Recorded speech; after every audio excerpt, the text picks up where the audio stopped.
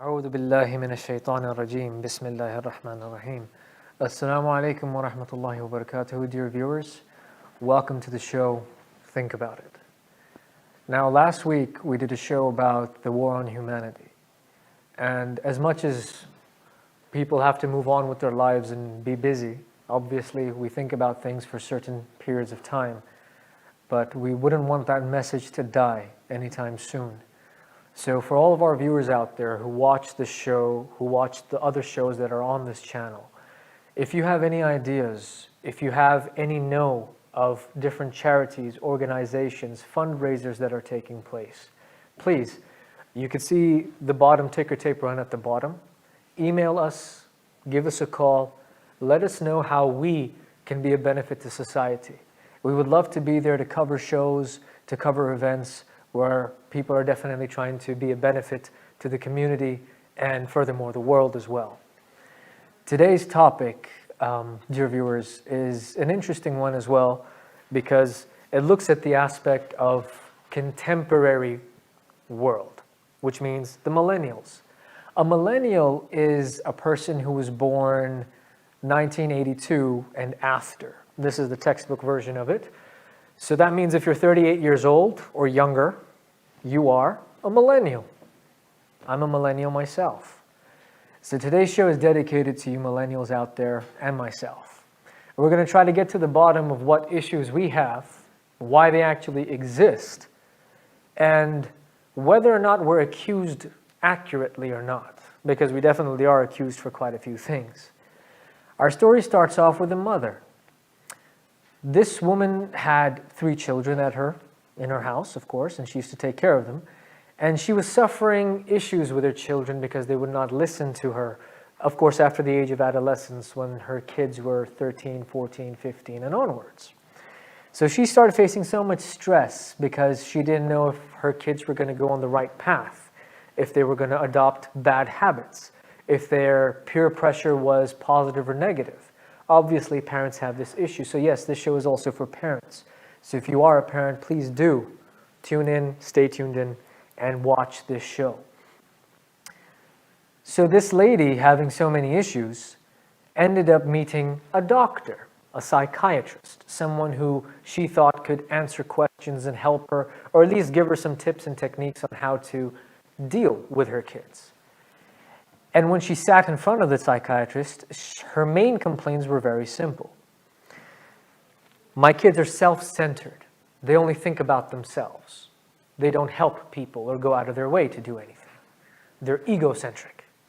Her second complaint was that they indulge too much in technology. They're on their phones all the time, or they're playing video games, whether it be on computer or having a PlayStation or an Xbox or some other console.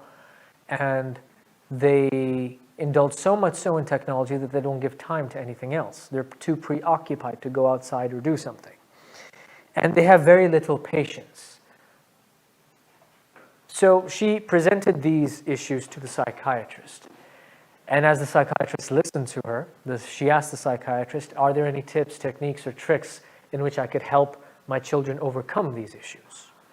Now, before I tell you what the psychiatrist had to say, let's look at these issues and let's find out what research has to say, what universities have said. Cornell University, New York State University, University of Toronto here in Canada, Brock University here in Canada, and you have other universities around Europe, around Asia, who've done similar researches on this topic.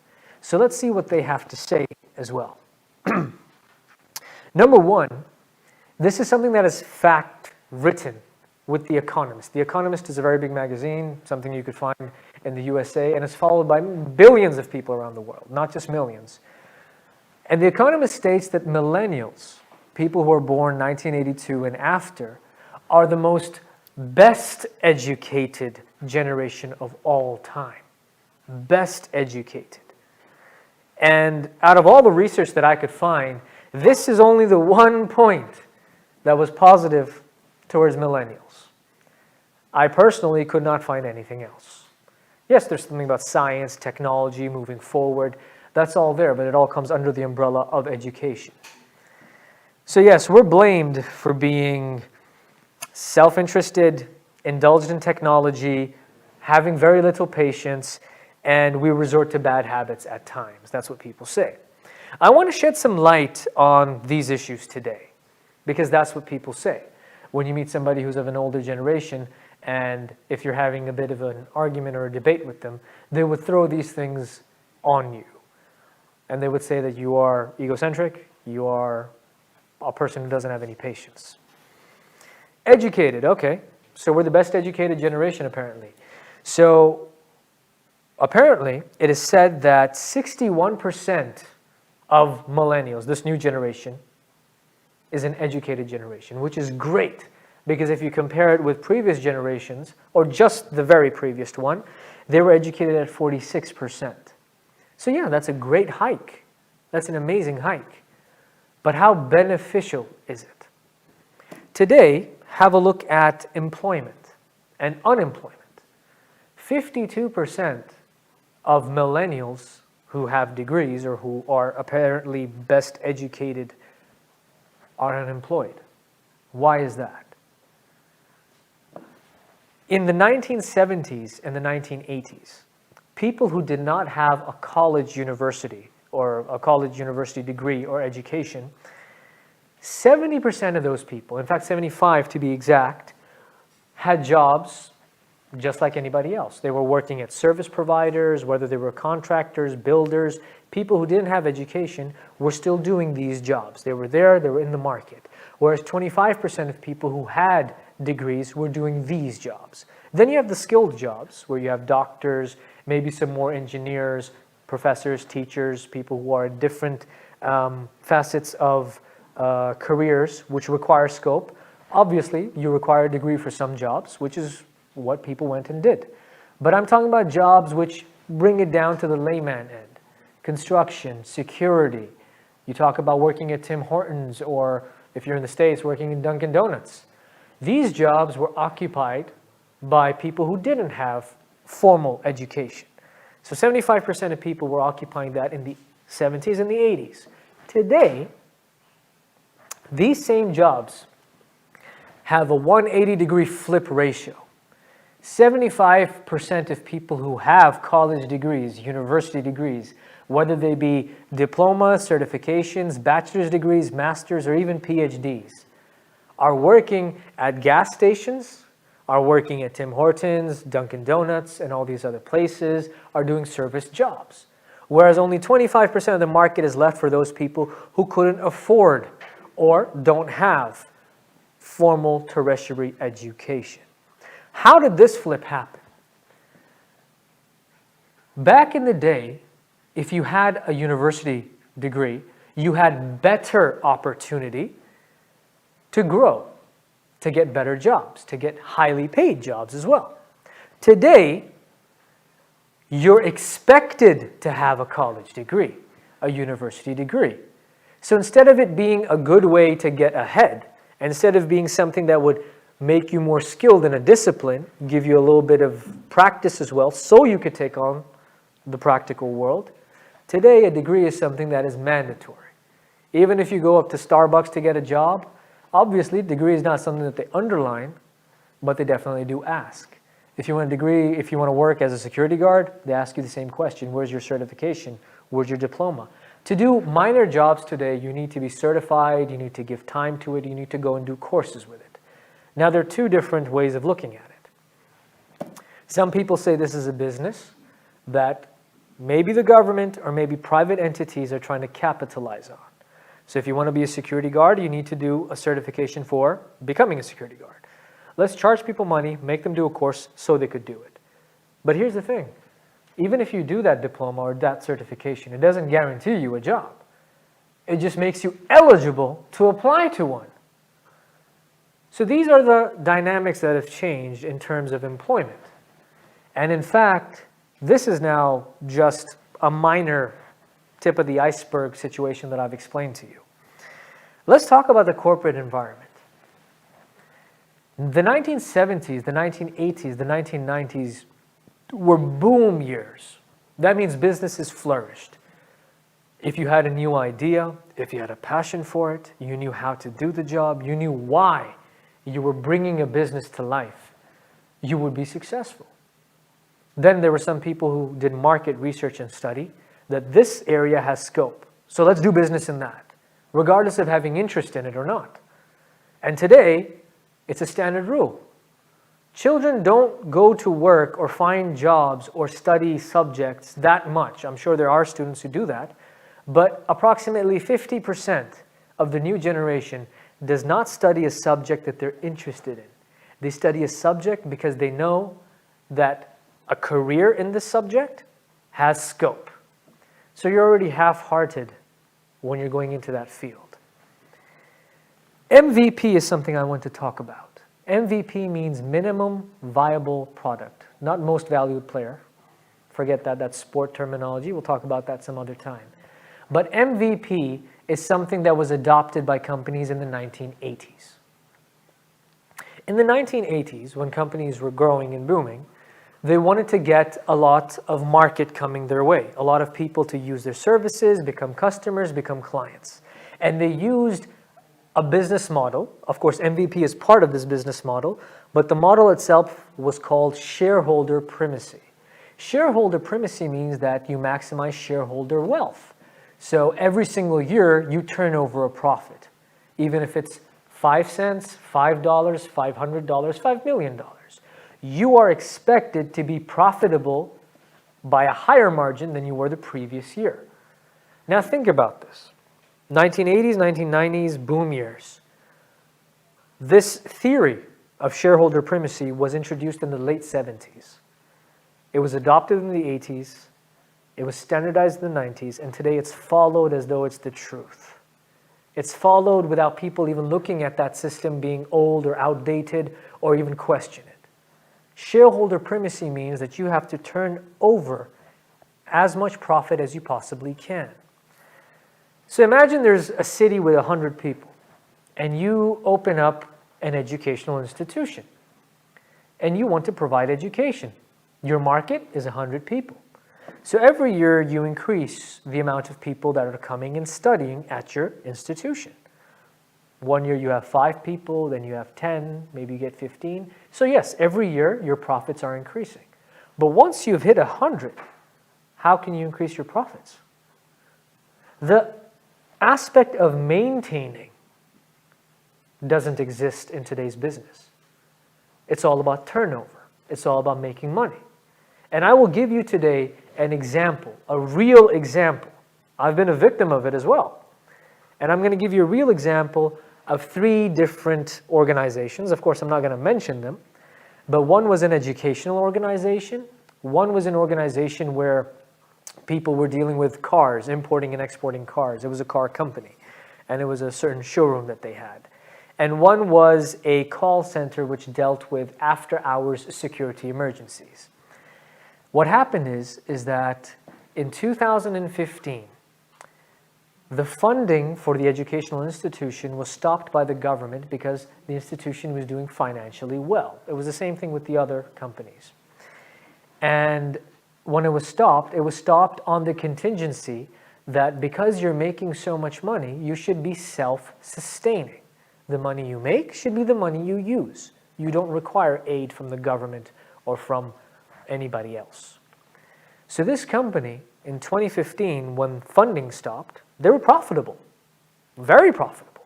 But when funding stopped, they started thinking, okay, so now we have to do something to make money for our shareholders, to make sure that their wealth is still increasing. Every single year, some benefit or something was cut down from the employee's expense. So in 2016, every single employee had a telephone from the company, a mobile phone, a cell phone. The company asked for those cell phones back. So if one employee was using up to $50 a month, and you multiply that by 1,000 employees, that's $50,000. So let's get that and put that into the wealth situation. So we've made a profit and we've done this. So employees lost the luxury of having a cell phone. So they had to go and buy one. It's not a very big difference, but it is something that they took a hit with.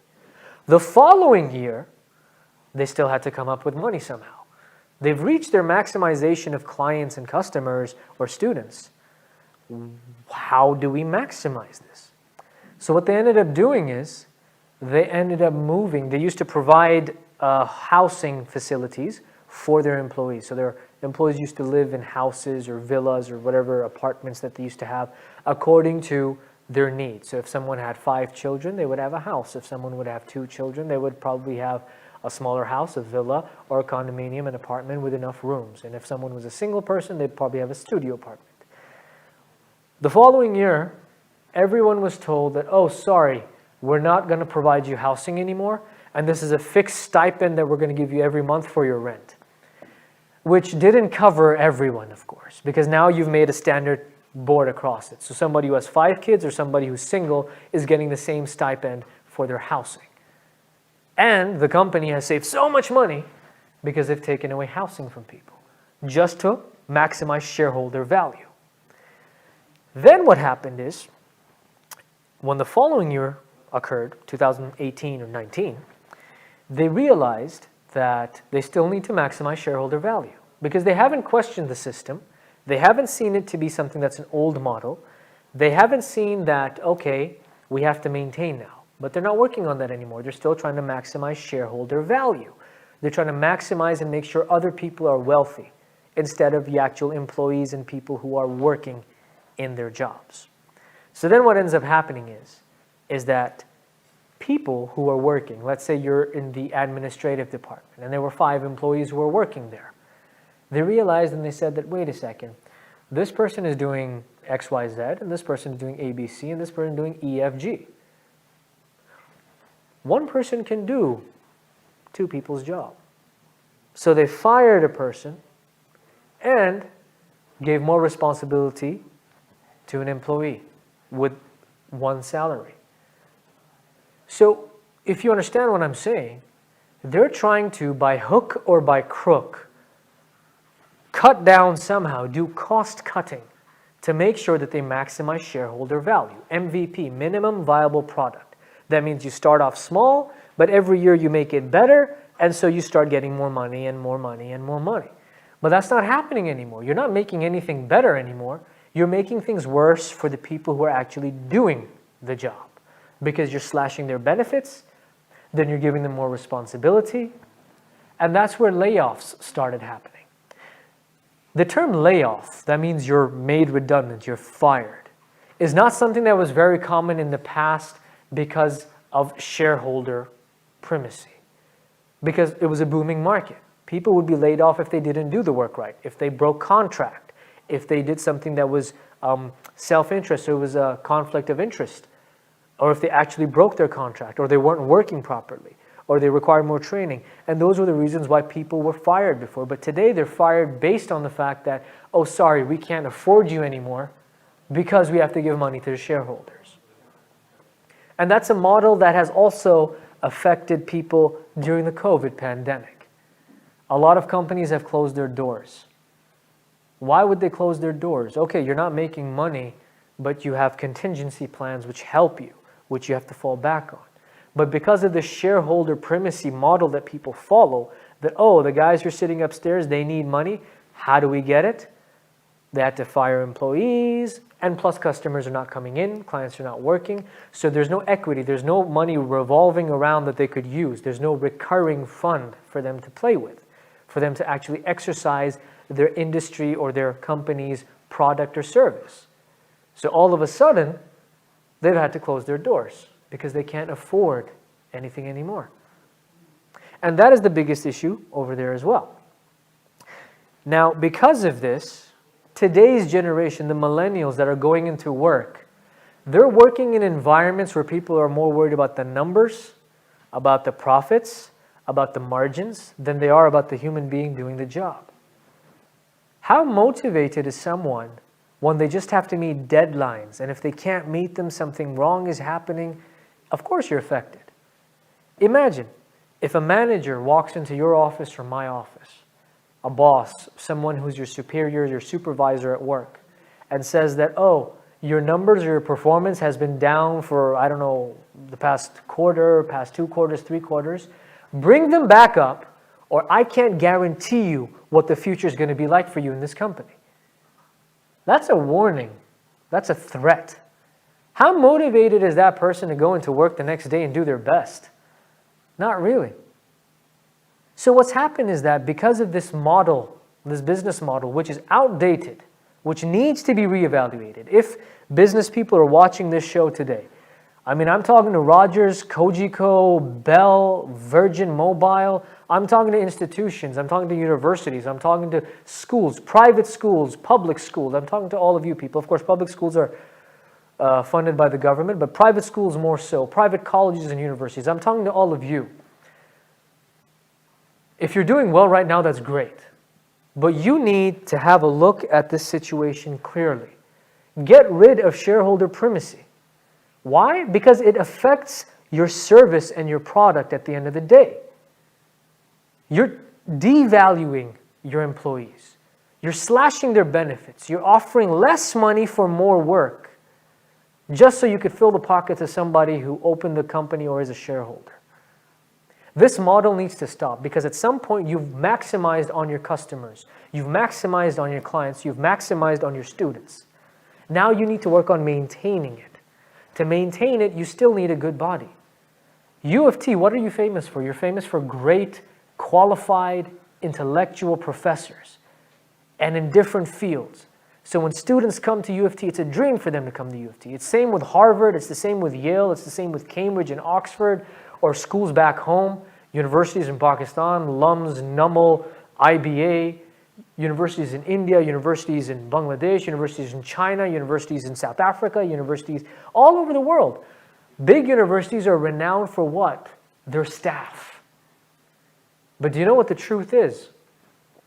I'm going to give you an example. Now, this is happening in a country that I'm not going to mention.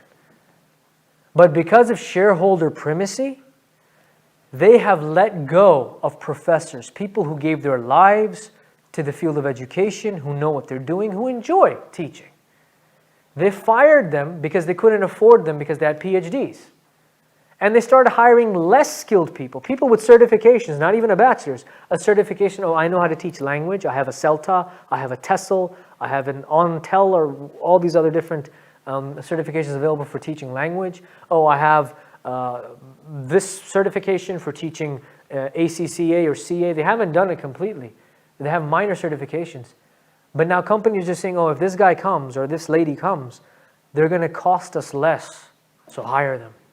So what we're doing now is we're not focusing on quality anymore. And because we're not focusing on quality, everything suffers. That's why when universities, they have ratings, right? This is rated 1, 2, 3, 4, top 10 universities around the world, top 20, top 500. What are they rated on? Based on their research, their staff, the student intake that they have.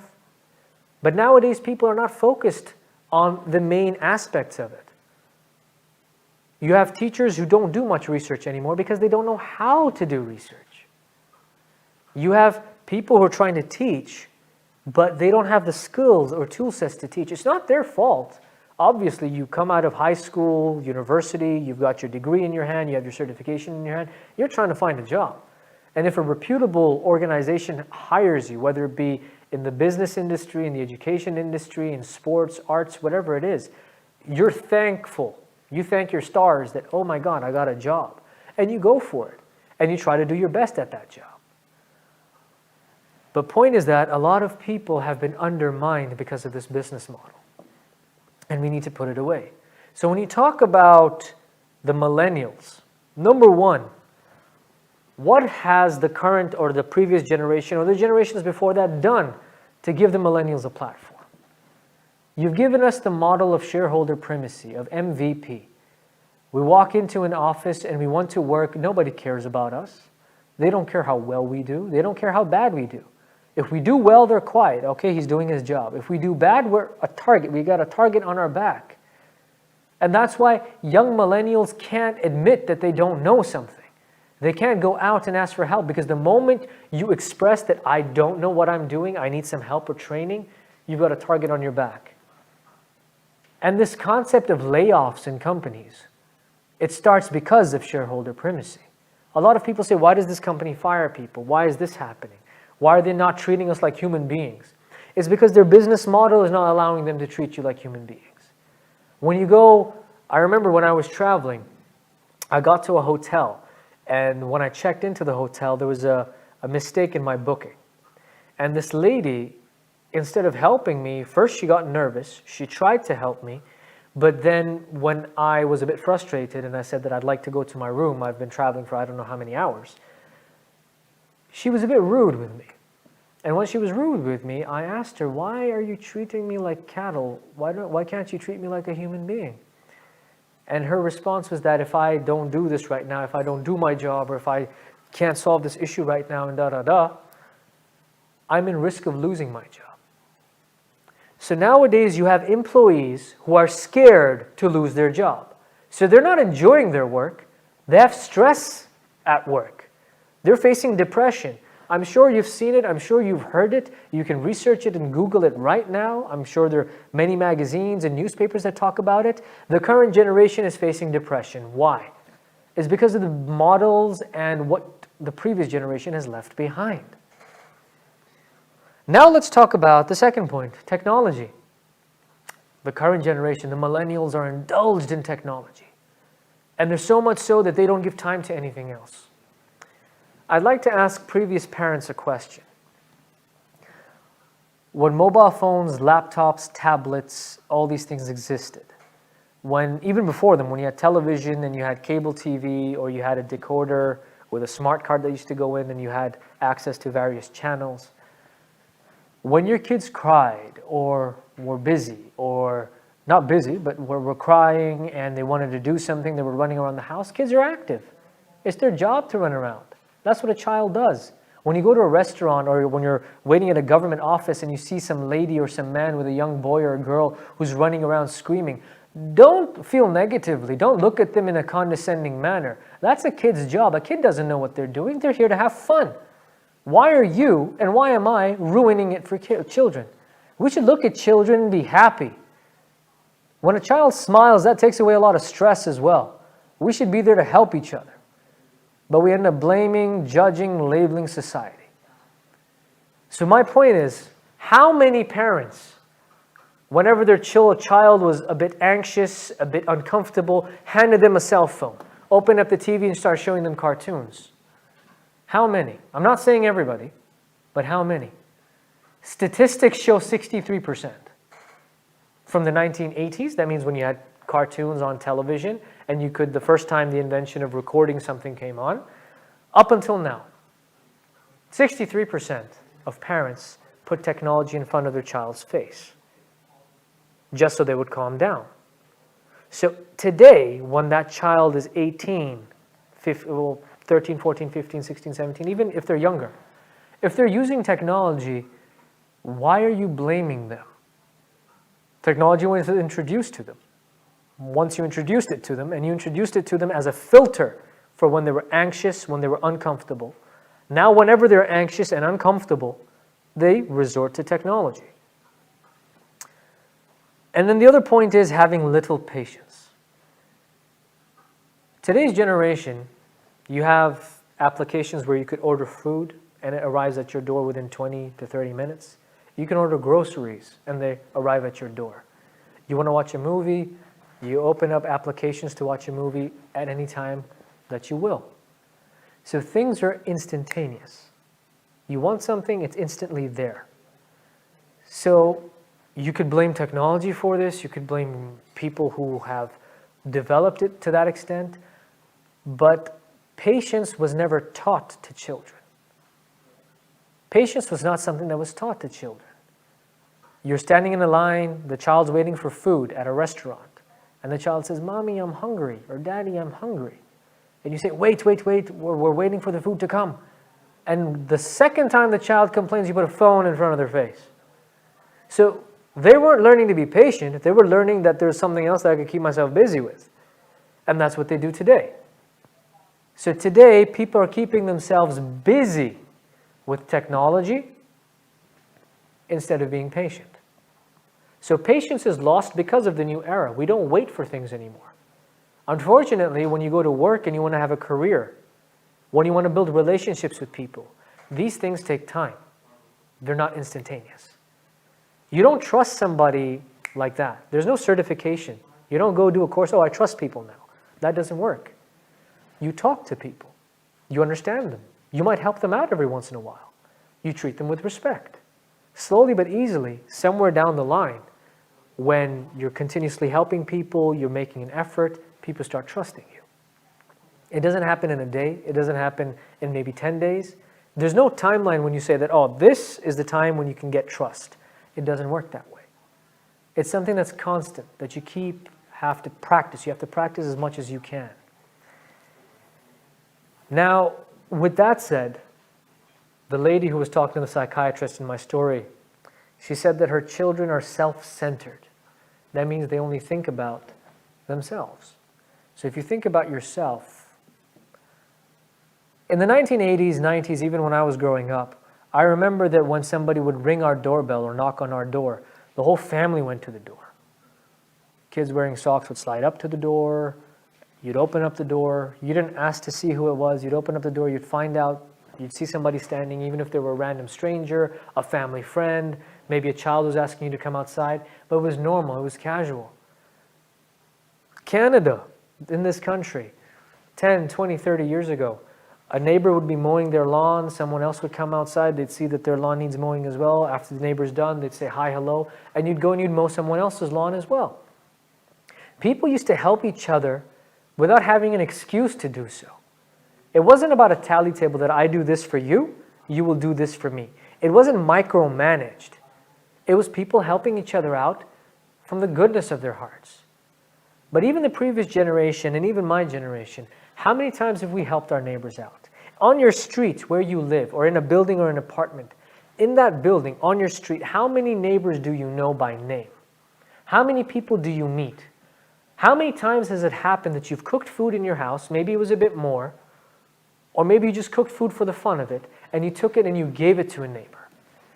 How often is it now that when a new person moves into our neighborhood, we go and we welcome them, let alone giving them food or buying groceries for them? As a community, we have deteriorated. We've become self-involved. The society is self-involved. Can you blame millennials for being self-involved? They didn't have the same childhood as you did. They didn't have the same childhood where people were friendly, where they used to go to a door, knock on somebody's house, and someone would open up and smile and say hello. Nowadays, people ask you, what do you want? Why are you here? Even today, I mean, of course, COVID has a huge impact on people who are couriers and who deliver food. I used to deliver food as well. I've had times when I've ordered food as well. People leave it at your door and they leave. There's no interaction anymore between society. And because there's a lack of interaction, there's a lack of understanding. And when there's a lack of understanding, there's a lack of willing to be open to people, helping people. Thus, you become self-interested. You're worried about yourself. And everybody's running after their job and their daily routines, which obviously is something you can't really take away from them. But because they're working, they go to work for 8, 9 hours, sometimes they're working at home as well. And all of this kind of brings people to a situation where they can't give time to other activities. So we say self-interested. Why would you say that a child is self-interested when that's the only way he knew or she knew how to live, and that's how they grew up? It's not really their fault. You say they lack patience. Why would you blame them for being impatient when you were the one who provided them the tools to filter out their uncomfort, their discomfort, their uneasiness, or when they were anxious? Of course, they're going to resort to that. We talk about bad habits. Now, bad habits. We live in a world where, of course, there are a lot of things that have become more common than they were in the past.